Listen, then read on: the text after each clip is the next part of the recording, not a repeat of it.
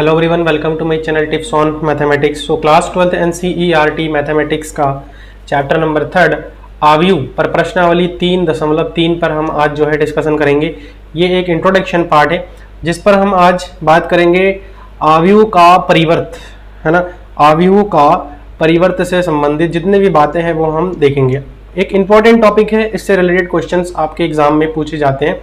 Transpose of a matrix को हम English में जानते हैं इस नाम से।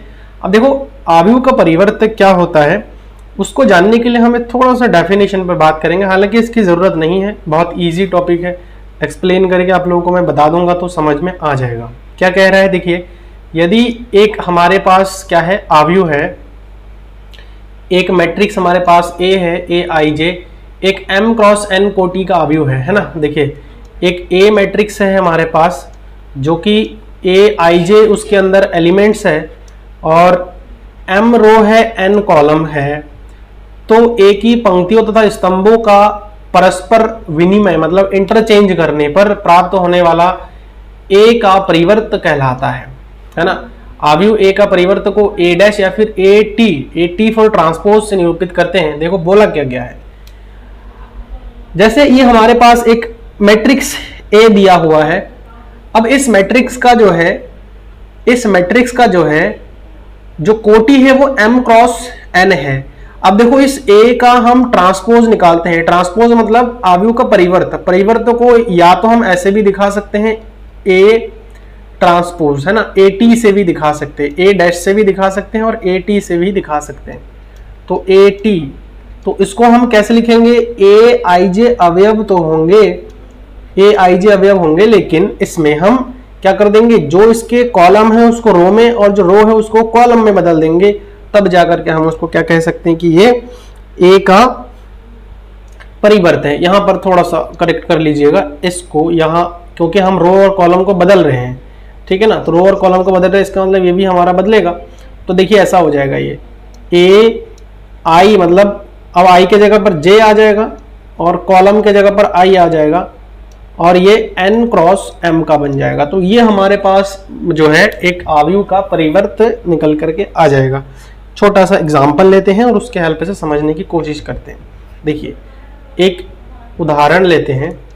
उदाहरण कुछ ऐसा है कि आपके पास एक आव्यूह दे रखा है A और ये आव्यूह कुछ ऐसा है। देखिए, 3√3 और ये हो जाएगा 0, फिर यहाँ हो जाएगा 5, फिर ये हो जाएगा 1, फिर ये हो जाएगा माइनस का 1/5, ये हो जाएगा। और इसकी जो कोटि है वो 3 गुणा 2 का है। तो अगर मैं A ट्रांसपोज निकालूं, A ट्रांसपोज मतलब A का परिवर्त AT से भी दिखा सकते हैं या फिर A डैश से भी दिखा सकते हैं, कोई इशू नहीं है। आप दोनों ही साइन यूज कर सकते हैं, हम A डैश यूज करेंगे ज़्यादातर। तो इसका मतलब क्या हो जाएगा, अब जो रो है वो कॉलम में और कॉलम जो है रो में बदल जाएगा। मतलब देखो, पहला वाला जो रो है उसको हम पहले वाले कॉलम में ले आते हैं, 3, 5। दूसरा वाला जो रो है उसको दूसरे वाले कॉलम में ले आते हैं, 1, और तीसरा वाला जो रो है उसको तीसरे वाले कॉलम में ले आते हैं। तो ये जो है आव्यूह का हो गया हमारा परिवर्त। और ये 2/3 का हमारा 2 गुणा 3 कोटि का जो है आव्यूह हमारे पास एक बन गया है। 2 रो है और 3 कॉलम्स है। आई थिंक आप लोगों को समझ में आ गया। बहुत छोटा सा और माइनर सा एक टॉपिक था जो कि हमें थोड़े से समझने थे, ठीक है ना, हमें थोड़ा सा समझना था। अब देखिए, इससे रिलेटेड आपके पास कुछ गुणधर्म आते हैं। गुणधर्म की अगर मैं बात करूं तो यहां पर आव्यूह के परिवर्त के गुणधर्म, क्या चीज, आव्यूह के परिवर्त के गुणधर्म,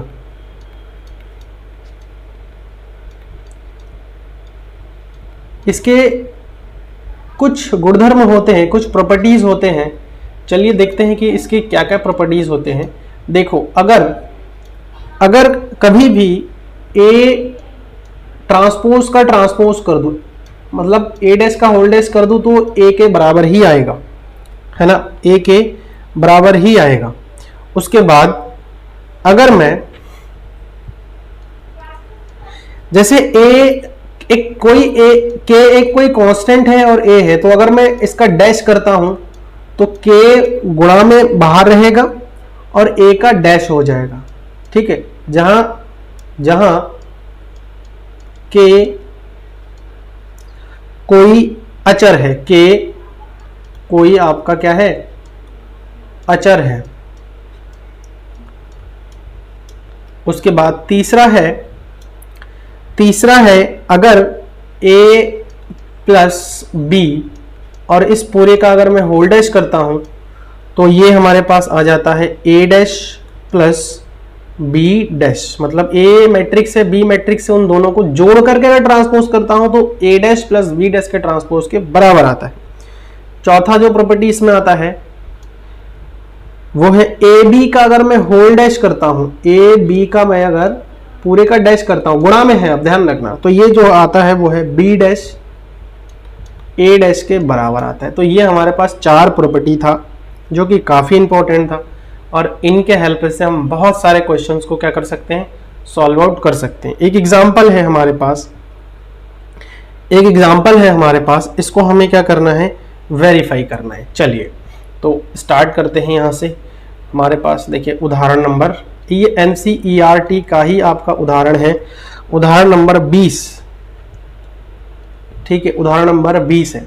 तो इसमें ये बोल रखा है कि यदि आपके पास एक मैट्रिक्स है, वो ए मैट्रिक्स है ना, जो कि इस प्रकार से है 3 √3 2 4 2 0 4 2 0, अगर ये हुआ, और एक बी मैट्रिक्स भी आपके पास दिया हुआ है जो कि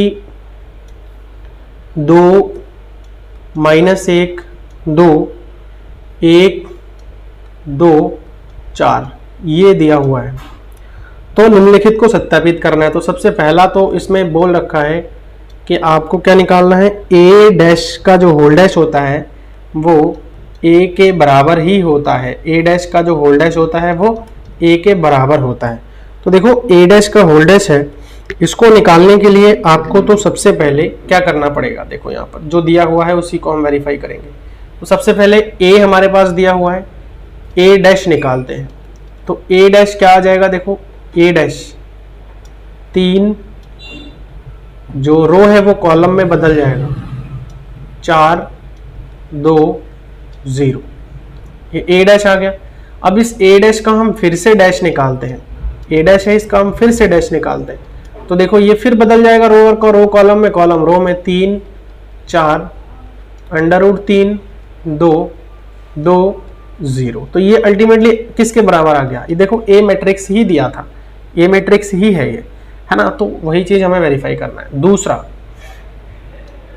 दूसरा क्या वेरीफाई करना है इसमें, दूसरा ये वेरीफाई करना है कि a प्लस बी का अगर मैं होल डैश करता हूं तो वो a dash plus B dash के बराबर आनी चाहिए।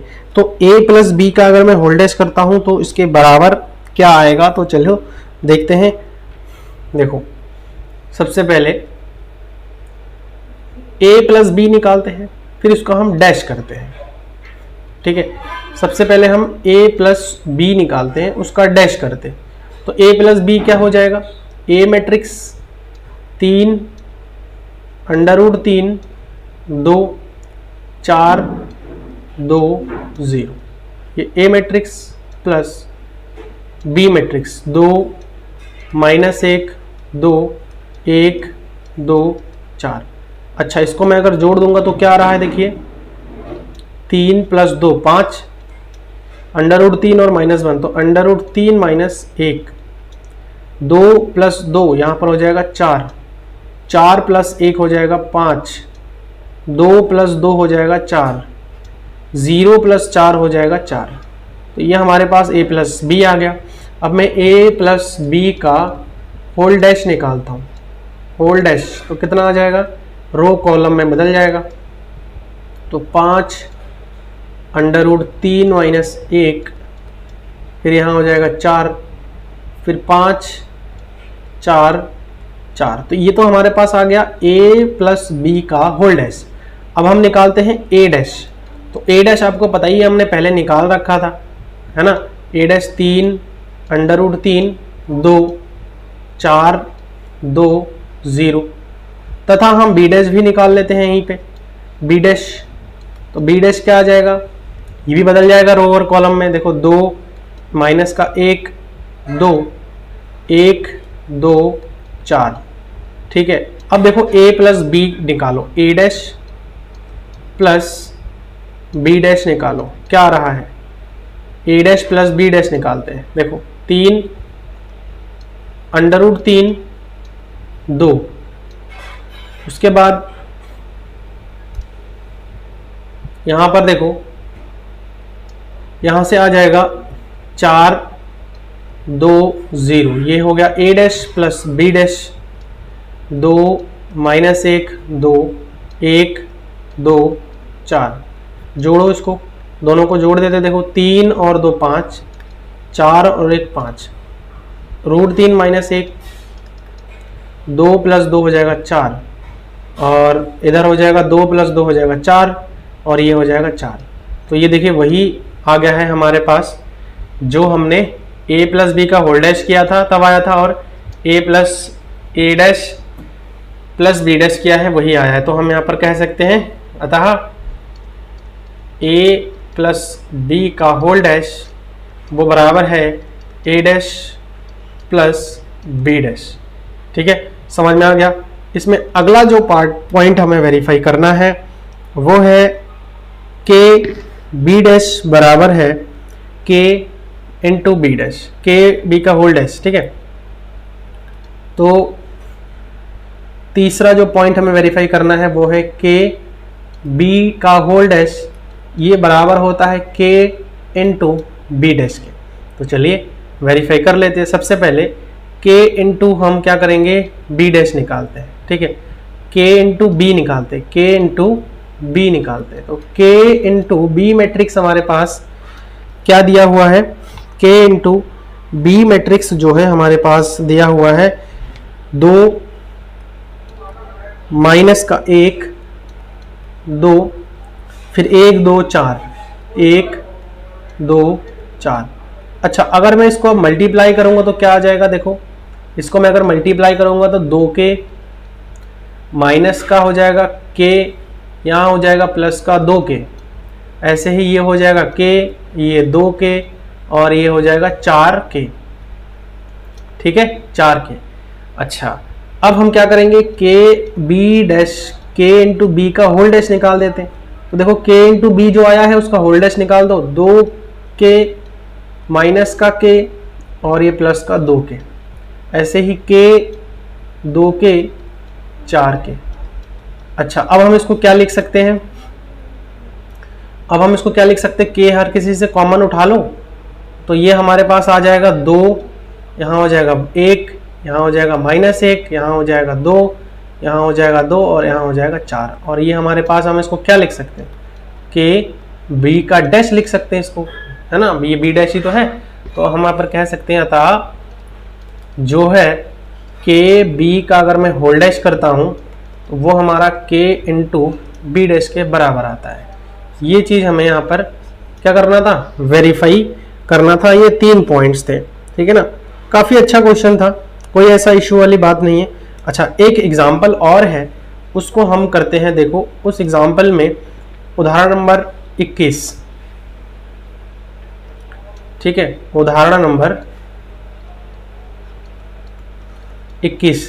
तो उदाहरण नंबर 21 में क्या कहा है, आपके पास एक मैट्रिक्स ए दिया हुआ है, ठीक है, 2 4 5, और एक मैट्रिक्स बी आपके पास दिया हुआ है, एक मैट्रिक्स बी आपके पास दिया हुआ है, सॉरी ये जो है हमारा रो मैट्रिक्स है। तो रो मैट्रिक्स एक ही रो होना है इसमें, तो हम छोटा बना लेते हैं इसको,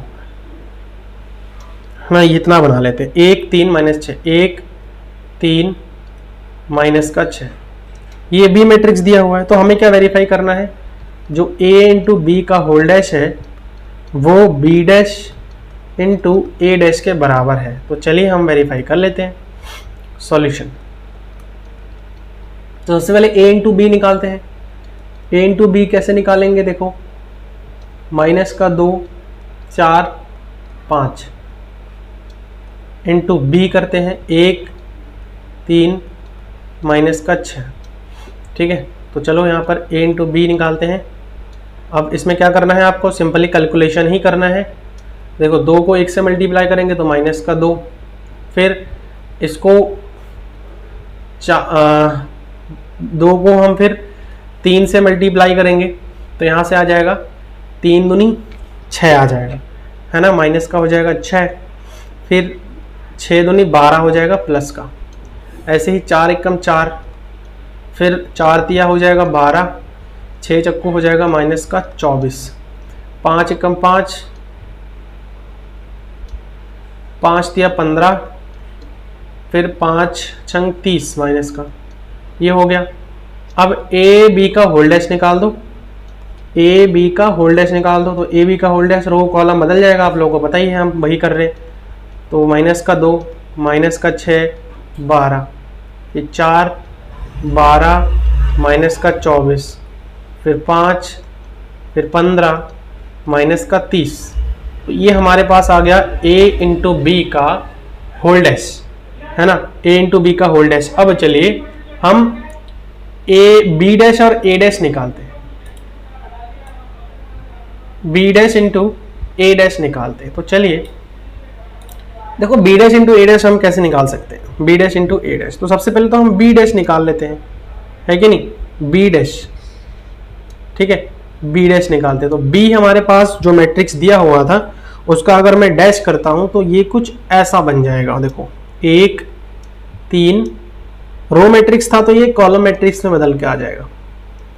तथा a डैश निकाल लो, a डैश अगर निकालते हो तो देखो a डैश हमारे पास एक कॉलम मैट्रिक्स दिया होता तो ये सीधा रो मैट्रिक्स में बदल जाएगा, जो कि माइनस का 2 4 और 5 ये बन जाएगा। तो b dash into a dash निकालना है अब हमें, है कि नहीं, b dash into a dash निकालना है। तो b डैश 1 3 माइनस 6 और a डैश हमारे पास कितना है, माइनस 2 4 और प्लस का 5, ऐसे आ जाएगा। अब इसको हम क्या करेंगे, मल्टीप्लाई कर देते हैं। तो 1 दूनी 2 माइनस का, 4 एकम 4, 5 एकम 5, 3 दूनी 6, 4 तिया 12, 3 5 15, 5 6 दूनी 12 प्लस का हो जाएगा। इसको ठीक से लिख लेते हैं, 12 हो जाएगा यहाँ प्लस का, फिर 6 चक्कू 24 माइनस का, फिर 6 पंजे 30 हो जाएगा माइनस का। तो आप देख सकते हो कि a b का होल डैश किया था और b dash into a dash ये चीज बराबर आ गया। अतः a b का जो होल डैश है वो b डैश a डैश के बराबर आता है। ये चीज हमने प्रूव कर दिया है, प्रूव्ड, ठीक है। तो ये था हमारे पास एग्जाम्पल जो कि प्रूफ करने वाला था। थोड़ा सा देखिए कैलकुलेशन हो सकता है, क्योंकि मल्टीप्लिकेशन आपको पता ही है कि जब हम मल्टीप्लिकेशन करते हैं तो उस टाइम आपका जो है कैलकुलेशन थोड़ा लेंदी हो जाता है और ध्यानपूर्वक हमें कैलकुलेशन करनी पड़ती है। अब अगला जो इसमें हमारे पास टॉपिक आता है वो आता है सममित तथा विषम सममित आव्यूह। क्या आता है, सममित तथा विषम सममित आव्यूह, विषम सममित आव्यूह।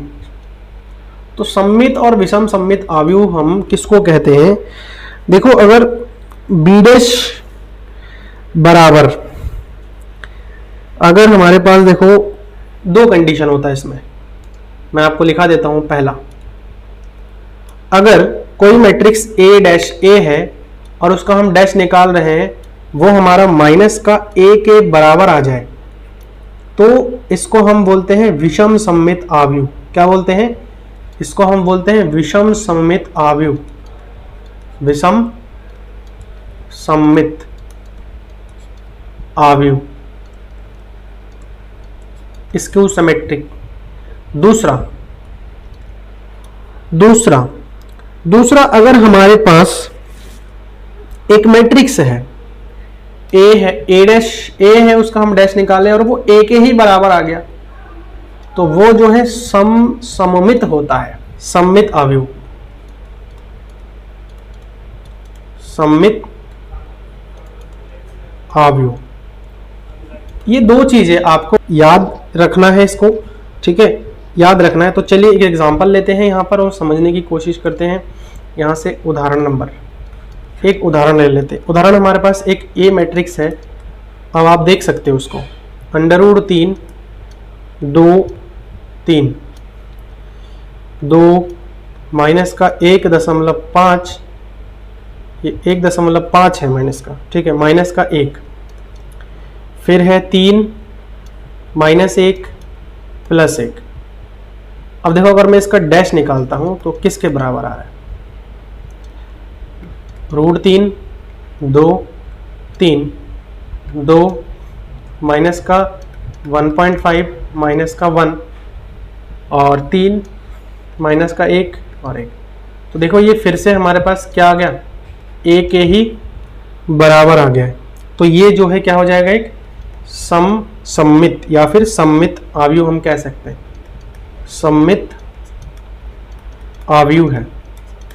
क्लियर हो गया, ये है सममित अवयव। देखो अगर एक हमारे पास ए है, एक वर्ग अवयव है, ए एक वर्ग अवयव है। वर्ग अवयव के बारे में बताया था आप लोगों को, वर्ग अवयव वो अवयव होता है जिसमें रो और कॉलम की संख्या है क्या होती है, बराबर होती है। तो ए एक अगर वर्ग अवयव है तो ए प्लस ए डैश, ये जो है हमारे पास एक सममित अवयव होता है। क्या होता है, सममित अवयव होता है। और अगर मैं a माइनस ए डैश करूं तो ये जो है एक विषम सममित अवयव होता है। क्लियर, ये चीज दो आपको, ये दो चीजें हैं जो आपको याद रखनी है, ठीक है ना, दो चीजें जो आपको क्या करना है, याद रखना है। तो देखो अगर हम इसका वेरीफाई करना चाहें तो हम वेरीफाई भी कर सकते हैं, हालांकि इसकी नीड आपको नहीं है, इसकी नीड आपको नहीं है, इसलिए मैं आप लोगों को यहाँ पर बता नहीं रहा हूँ। लेकिन फिर भी अगर किसी को जानना है, समझना है, तो जो है उस कंडीशन में आप लोग बता सकते हो, मैं आप लोगों को बता दूंगा, ठीक है ना। ऐसी इसी प्रकार से अगर 1/2 से हम मल्टीप्लाई करें तो वो एक सममित अवयव हो जाएगा, है ना। ऐसे ही अगर 1/2 से इसमें मल्टीप्लाई करें ए डैश, तो ये भी हमारा एक सममित अवयव हो जाएगा, सममित अवयव। ऐसे ही अगर 1/2 से इसमें मल्टीप्लाई करें a माइनस ए डैश करें तो ये हमारा जो है विषम सममित अवयव हो जाएगा। क्लियर, विषम सममित अवयव हो जाएगा। तो ये दो चीज़ें थी जो आपको याद करनी थी, ठीक है, समझ में आ गया आई थिंक। तो कल के लेक्चर में हम जो है क्या करेंगे, इसके जो एक्सरसाइज के क्वेश्चन हैं, एक्सरसाइज नंबर 3.3 का जितने भी क्वेश्चन है वो हम कवर अप करेंगे और सीखेंगे।